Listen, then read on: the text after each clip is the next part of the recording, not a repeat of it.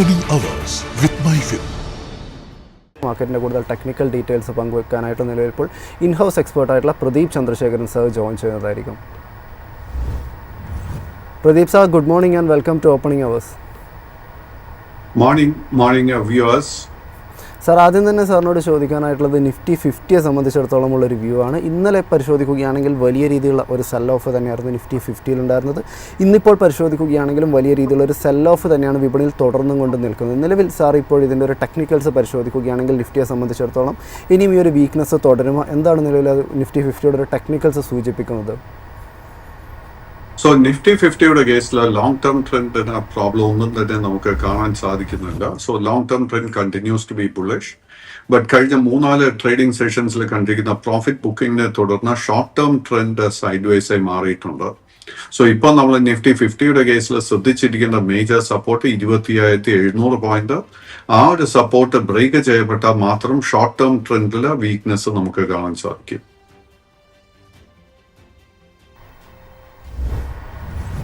Nifty ബാങ്കിലേക്ക് വരികയാണെങ്കിൽ ഒരു മികച്ച രീതിയിലുള്ള ഒരു പെർഫോമൻസ് നിഫ്റ്റി ബാങ്കിന് കാഴ്ചവെക്കാൻ വേണ്ടിയിട്ട് സാധിച്ചിട്ടുണ്ടായിരുന്നു. എന്നാൽ നിലവിൽ ഇപ്പോൾ പരിശോധിക്കുകയാണെങ്കിൽ ഇന്നലത്തെ ഒരു ദിനത്തിലെ ട്രേഡിങ്ങിൽ ഒരു ഇടിവുണ്ടാകുന്നു. എന്നാൽ ഇന്ന് പരിശോധിക്കുകയാണെങ്കിൽ ഒരു ഫ്ലാറ്റ് നെഗറ്റീവ് ടോണാണ് മെയിൻറ്റെയിൻ ചെയ്തത്. നിഫ്റ്റി ബാങ്ക് പരിശോധിക്കുകയാണെങ്കിൽ നിഫ്റ്റി ബാങ്കിനെ സംബന്ധിച്ചിടത്തോളം ആ മുൻപൊക്കെ ഉണ്ടായിരുന്ന ആ ഒരു സ്ട്രെങ്ത് ഇനിയും ഉണ്ടാകും എന്ന് കാണാൻ വേണ്ടിയിട്ട് സാധിക്കുന്നുണ്ടോ? നിഫ്റ്റി ബാങ്ക് ഇൻഡെക്സിന്റെ കേസിൽ long term and short term trend രണ്ടും ബുള്ളിഷായി തന്നെ തുടരുന്നു.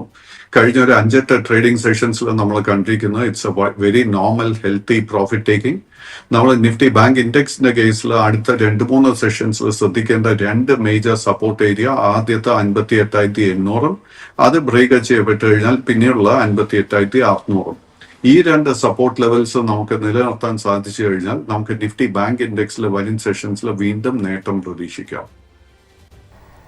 Pradeep, good morning. Suraj here. How are you? Morning Suraj. Pradeep, I just wanted to know from you, ഇന്നലെ മെയിൻ ലൈൻ ഇൻഡെക്സ് ഉണ്ടല്ലോ, അതായത് നിഫ്റ്റി, ഞാൻ ഇന്നലത്തെ കാര്യമാണ് പറയുന്നത്. നിഫ്റ്റി നമ്മൾ നോക്കുകയാണെങ്കിൽ ഏതാണ്ട് 0.86% മാത്രം ഡൗൺ ആയിരുന്നു എന്നുള്ള. But when you look deeper into the market on a broader basis, mid cap index was down by -2%. Mid cap small cap index നോക്കുകയാണെങ്കിൽ ഏതാണ്ട് സ്മോൾ ക്യാപ് ഇൻഡെക്സ് ഏതാണ്ട് -2.6%. എന്നാൽ നമ്മൾ പെട്ടെന്ന് നമ്മളൊരു യൂഷ്വൽ സസ്പെക്റ്റായിട്ട് നമ്മൾ വിശ്വസിക്കുന്നത് എന്താ? ഫോറിൻ ഇൻസ്റ്റിറ്റ്യൂഷൻ ഇൻവെസ്റ്റേഴ്സിൻ്റെ ഒരു സെല്ലിംഗ് ആയത് കാരണമായിരിക്കാം ബ്രോഡ് ബേസ്ഡ് ആയിട്ട് ഇന്ത്യൻ മാർക്കറ്റ് വീണത് എന്നുള്ള കാര്യം. അത്രയ്ക്ക് മാത്രമുള്ള എക്സ്റ്റേണൽ റിസ്ക് ഉണ്ടായിരുന്നു. എൻ ക്യാരി ട്രേഡിൻ്റെ അൺവൈൻഡിങ് ഉണ്ടായിരുന്നു. അതുമാത്രമല്ല artificial intelligence stocks in US are giving a relatively better opportunity compared to Indian stocks. Indian മാർക്കറ്റിൻ്റെ വാല്യുവേഷൻ, നിഫ്റ്റി PEയുടെ വാല്യുവേഷൻ, ഇതെല്ലാം ശരിക്കും പറഞ്ഞാൽ ഇന്ത്യൻ മാർക്കറ്റിൽ നെഗറ്റീവ് ആകുമ്പോൾ നമുക്ക് പെട്ടെന്ന് ഓർമ്മ വരുന്ന FI സെല്ലിംഗ് ആയിരിക്കണമല്ലോ ഇന്ത്യൻ മാർക്കറ്റിൽ ഇന്നലത്തെ ഫോളിന് ഒരു കാരണം എന്നുള്ള. ബട്ട് ഇന്നലെ നമ്മൾ നോക്കുമ്പോൾ ഇന്ത്യൻ മാർക്കറ്റിലെ FIയുടെ സെൽ ഫിഗേഴ്സ് നോക്കുകയാണെങ്കിൽ ഏതാണ്ട് 650 crore സെല്ലിംഗ് ഫിഗർ മാത്രമേ ഉണ്ടായിരുന്നുള്ളൂ. എന്നാൽ അതിന് ഇക്വലൻ്റ് ആയിട്ട് അത് മേടിക്കാൻ മാത്രം 2,500 കോടിയുടെ ഡൊമസ്റ്റിക് ഇൻസ്റ്റിറ്റ്യൂഷണൽ ഇൻവെസ്റ്റേഴ്സിൻ്റെ ബൈയിങ് ഉണ്ടായിരുന്നു എന്നുള്ള. അപ്പോൾ ഇന്നലെ FI ഫിഗർ ചെറുതാണെന്ന് മാത്രമല്ല അതൊരു വലിയൊരു ഇമ്പാക്റ്റ് ഉണ്ടാക്കിയതായിട്ടും കാണുന്നില്ല. എന്നിട്ടും ഇന്ത്യൻ മാർക്കറ്റ് വീഴുന്നെങ്കിൽ FISൻ്റെ അല്ല, DISൻ്റെ സെല്ലിംഗ് അല്ല എന്നുള്ളത് നമുക്ക് മനസ്സിലായി. ഒരു റീറ്റെയിൽ ഇൻവെസ്റ്റേഴ്സിൻ്റെയും ഹൈ നെറ്റ്വർത്ത് ഇൻഡിവിജ്വൽസിൻ്റെയും അവർ ആ ഒരു ഇൻവെസ്റ്റർ സെക്ഷൻ ആയിരിക്കണ്ടേ വിട്ടിട്ട് മാറിയത്. ഏതാണ്ട് lack of trust in market, lack of confidence in market Indian മാർക്കറ്റിൽ ഉണ്ടാവുന്നെന്ന് പ്രദീപിന് തോന്നുന്നുണ്ടോ? കാര്യം ഇതൊരു ടെക്നിക്കൽ മാത്രമായിട്ട് നമ്മൾ കാണണ്ട, അല്ലാതെ തന്നെ ഒരു കോൺഫിഡൻസ് ലെവൽ ആൾക്കാരുടെ maybe this is an indication of a bullish sign അല്ലേ പ്രദീപ്? ലാസ്റ്റ് ബുള്ളും കൂടെ ബെയർ ആകുമ്പോഴാണ് മാർക്കറ്റ് ബുള്ളിഷ് ആവുന്നതെന്ന് സാധാരണ നമ്മൾ പറയാറുണ്ട്. പ്രദീപിൻ്റെ എക്സ്പീരിയൻസിൽ വെച്ചിട്ട് you have negotiated market for more than 30 years. പ്രദീപിൻ്റെ ഒരു എക്സ്പീരിയൻസിൽ what is happening in the market? Investors fatigue ഉണ്ടോ? അതായത് too much of pessimism, can it be optimism for the markets? What do you say Pradeep? Sooraj, എനിക്ക് തോന്നുന്നില്ല at the moment Nifty 50യുടെ കേസിൽ നമ്മളൊരു വളരെ ബ്രോഡ് ബേസ് ആയിട്ട് ഒരു സെല്ലിംഗ് വരുമെന്ന്. നമ്മൾ കണ്ടുകൊണ്ടിരിക്കുന്നത് വളരെ നോർമൽ ആയിട്ടുള്ള ഒരു ഹെൽത്തി പ്രോഫിറ്റ് ടേക്കിംഗ് മാത്രം. ബട്ട് സൂരജ് പറഞ്ഞ വളരെ വാലിഡ് ആയിട്ടുള്ള ഒരു 2 പോയിന്റ്സാണ്. ആദ്യത്തത്, നമ്മളിപ്പോൾ നിഫ്റ്റി 50നോടൊപ്പം തന്നെ ആക്ച്വലി നമ്മൾ നിഫ്റ്റി 50 ഇൻഡെക്സ്, നെക്സ്റ്റ് 50 ഇൻഡെക്സ്, അതായത് പണ്ട് നമ്മൾ സംസാരിച്ചുകൊണ്ടത് ജൂനിയർ നിഫ്റ്റി എന്ന് പറയുന്നത്. Nifty 50 is the first 50 stocks in terms of market cap. Nifty next 50 എന്ന് പറയുന്ന 51ാമത്തത് മുതൽ 100ാമത്തെ കമ്പനി വരെ. ആ ഒരു ഇൻഡെക്സ് നോക്കുമ്പോഴേക്കും നിഫ്റ്റി 50-ൽ നമുക്കൊരു ഓൾ ടൈം ഹൈ കാണാൻ സാധിച്ചെങ്കിലും ആക്ച്വലി നിഫ്റ്റി നെക്സ്റ്റ് 50 ഇൻഡെക്സിന്റെ കേസിൽ സെപ്റ്റംബർ മാസത്തിൽ നമ്മൾ കാണാൻ സാധിച്ചിരുന്ന ആ ഒരു മേജർ ഹൈ, അതായത് 70,460 പോയിന്റ്, ആ ഒരു ലെവല് ബ്രേക്ക് ചെയ്യാൻ സാധിച്ചിട്ടില്ല. ഇൻഫാക്ട് അതിനുശേഷമുള്ള ട്രേഡിംഗ് പാറ്റേൺ നോക്കുമ്പോഴേക്കും ഗ്രാജുവൽ ആയിട്ട് നമുക്ക് സെല്ലിംഗ് ആ കാണുന്നത്. സോ നിഫ്റ്റി നെക്സ്റ്റ് 50-ൽ unfortunately short term trend is bearish, long term trend sideways ആയി തുടരുന്നു. ആൻഡ് സൂരജ് പറഞ്ഞത് വളരെ ശരിയാണ്. നമ്മൾ നിഫ്റ്റി 50-യുടെ സ്മോൾ ക്യാപ് മിഡ് ക്യാപ് ഇൻഡിസസിലോട്ട് പോകുമ്പോഴേക്കും അവിടെ തീർച്ചയായിട്ടും നമുക്ക് അണ്ടർടോൺ വീക്ക് ആയിട്ടാണ് കാണുന്നത്. അതിൽ നിന്ന് നമുക്ക് കിട്ടുന്ന ഒരു ഇൻഫറൻസ് എന്താന്ന് വെച്ച് കഴിഞ്ഞാൽ മാർക്കറ്റിലെ ബ്രെഡ്ത്ത് അല്പം കുറഞ്ഞിട്ടുണ്ട്. ബ്രെഡ്ത്ത് എന്ന് പറയുമ്പോഴേക്കും രണ്ട് കാര്യങ്ങളാണ് നമ്മൾ മാർക്കറ്റ് സ്റ്റഡി ചെയ്യുമ്പോൾ എപ്പോഴും ശ്രദ്ധിക്കേണ്ടത്. Number 1 is the liquidity, which is the depth, അതായത് എത്ര ട്രേഡിംഗ് വോളിയം മാർക്കറ്റിൽ നടക്കുന്നുണ്ടോ. So at this point, liquidity or depth no നമുക്ക് പ്രോബ്ലം ഇല്ല, but the broad based, that is the breadth of the market, definitely I can see some kind of a problem. But having said that, നമ്മൾ എന്താ ചെയ്യേണ്ടതെന്ന് വെച്ച് കഴിഞ്ഞാൽ we have got to now start going stock specific. So ഇപ്പോൾ നിഫ്റ്റി 50 undertone long term is bullish, but Nifty bank index നോക്കുമ്പോഴേക്കും ഞാനിപ്പോ പറഞ്ഞതുപോലെ നിഫ്റ്റി ബാങ്ക് ഇൻഡെക്സിന്റെ കേസിൽ അറ്റ് ദിസ് പോയിന്റ് എനിക്ക് പ്രോബ്ലം കാണാൻ സാധിക്കുന്നില്ല. 58,800 58,600 സപ്പോർട്ടായിട്ട് ഞാൻ നോക്കുന്നു. ബട്ട് നിഫ്റ്റിയുടെ PSU ബാങ്ക് ഇൻഡെക്സിൽ definitely there is a problem. So നമ്മൾ ഹെവി വെയ്റ്റ്സ് ആയിട്ടുള്ള for example Indian Bank, State Bank of India, അതുപോലെ തന്നെ സ്മോൾ ക്യാപ് PSU ബാങ്ക്സിലൊക്കെ നമുക്ക് ഒത്തിരി സെല്ലിംഗ് പ്രഷർ കാണാൻ സാധിക്കുന്നുണ്ട്. ഡിഫൻസ് ഇൻഡെക്സിൽ definitely there's a lot of weakness. PSU സ്റ്റോക്സിൽ നമുക്ക് വീക്ക്നെസ് തീർച്ചയായിട്ടും കാണാൻ സാധിക്കുന്നുണ്ട്. FMCG സ്റ്റോക്സിൽ നമുക്ക് വീക്ക്നെസ് കാണാൻ സാധിക്കുന്നുണ്ട്. Now coming to the last point Suraj ചോദിച്ചത് about the FII selling. And I think definitely നമ്മൾ ഇന്നലത്തെ ആ ഒരു ദിവസം മാറ്റി വെച്ച് കഴിഞ്ഞാൽ ലോങ്ങർ പീരിയഡിലോട്ട് നമ്മൾ പോകുമ്പോഴേക്കും ഡെഫിനറ്റ്ലി FIIs സെല്ലിംഗ് പ്രഷർ കാണാൻ സാധിക്കുന്നുണ്ട്. അതിന്റെ ഒരു definite indicator is the pressure on the Indian rupee.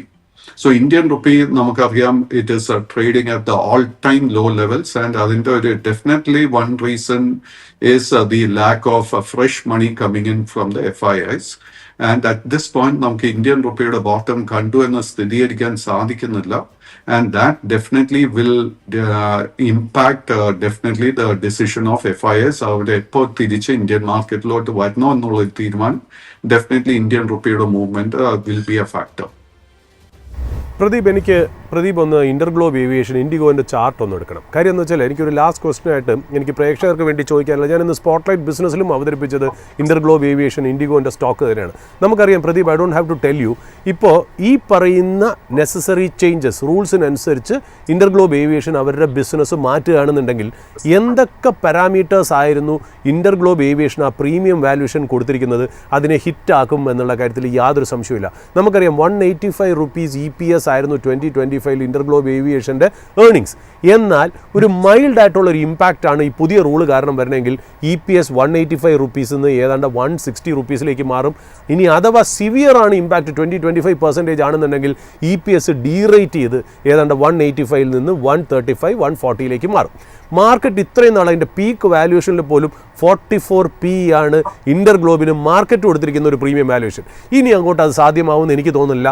ഒരു 30-32 PE കൊടുക്കുകയാണെങ്കിൽ ഈ കുറഞ്ഞ EPSൽ ഇന്റർഗ്ലോബ് ഏവിയേഷൻ്റെ പ്രൈസ് ഒരു പക്ഷേ അതൊരു മൈൽഡ് ആയിട്ടുള്ളൊരു ഇമ്പാക്റ്റ് ആണെങ്കിൽ ഒരു 4,800 4,850, അല്ലെങ്കിൽ സിവിയർ ആയിട്ടുള്ളൊരു ഇമ്പാക്റ്റ് ആണെങ്കിൽ ആ PE ഡീറേറ്റിങ്ങും EPSൽ ഡീറേറ്റിംഗ് ആണ് 4,350 ഒക്കെ ആവാനാണ് ഫണ്ടമെൻ്റലി ഇപ്പോൾ അനലിസ്റ്റുകളുടെ അല്ലെങ്കിൽ ബ്രോക്കറേജസിൻ്റെ റിപ്പോർട്ട് വായിക്കുമ്പോൾ നമുക്ക് മനസ്സിലാവുന്നത്. എന്നാൽ പ്രദീപിൻ്റെ ചാർട്ടിൽ പ്രദീപിൻ്റെ റീഡിങ്ങിൽ fundamental plus technical plus market ഇൻഫ്ലുവൻസിൽ പ്രദീപ് നോക്കുമ്പോൾ അതിൻ്റെ ഒരു medium term to longer term ഒരു ചാർട്ട് വെച്ച് നോക്കുമ്പോൾ ഇന്റർഗ്ലോബ് ഏവിയേഷൻ ഒരു ഡീറേറ്റിങ്ങിനുള്ള സാധ്യത ചാർട്ട്സ് കാണിക്കുന്നുണ്ടോ പ്രദീപ്?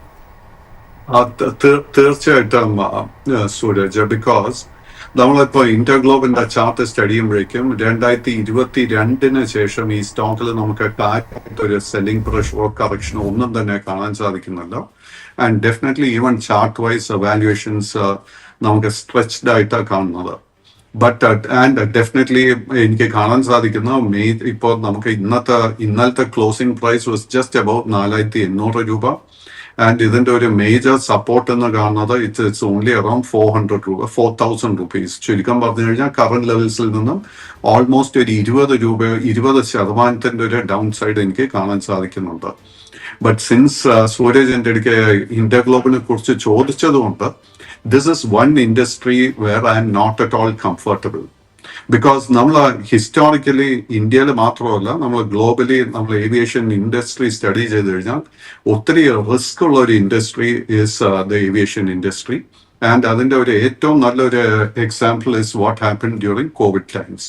സോ കോവിഡ് ടൈംസിൽ നമുക്കറിയാം ലോക്ക്ഡൌൺ നടക്കുന്ന സമയത്ത് airline companies at so many aircraft അത് ഒരു വിധത്തിലും അതിനെ യൂട്ടിലൈസ് ചെയ്യാൻ സാധിക്കുന്നില്ല.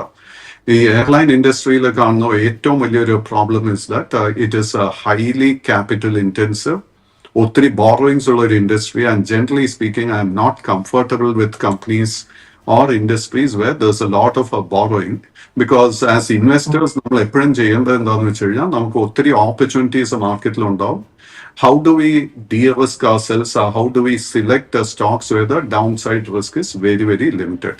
ഇപ്പൊ ഞാൻ നേരത്തെ പറഞ്ഞ പോലെ അപ്പാർട്ട് ഫ്രം ദിസ് ഇന്റർഗ്ലോബ് ഏവിയേഷന്റെ കേസിൽ നമുക്ക് കഴിഞ്ഞ 2-3 വർഷമായിട്ട് ഒരു കറക്ഷനും നടന്നിട്ടില്ല. നേരെ മറിച്ച് നമുക്ക് മാർക്കറ്റ് സ്റ്റഡി ചെയ്യുകയാണെങ്കിൽ ഇന്നത്തെ മാർക്കറ്റിൽ പോലും നിരവധി സ്റ്റോക്സ് ഉണ്ട് which have undergone big corrections where the valuations are very attractive, where the debt is almost negligible or zero, and where the upside potential is very, very high. As investors നമ്മൾ എന്താ ചെയ്യേണ്ടതെന്ന് വെച്ച് കഴിഞ്ഞാൽ അല്പം സമയം എടുത്ത് അത്തരം സ്റ്റോക്സിനെ ഐഡന്റിഫൈ ചെയ്യുക. താങ്ക് യു പ്രദീപ് സാർ, മാർക്കറ്റിനെ സംബന്ധിച്ചിടത്തോളം ഇത്രയും ഡീറ്റെയിൽസ്.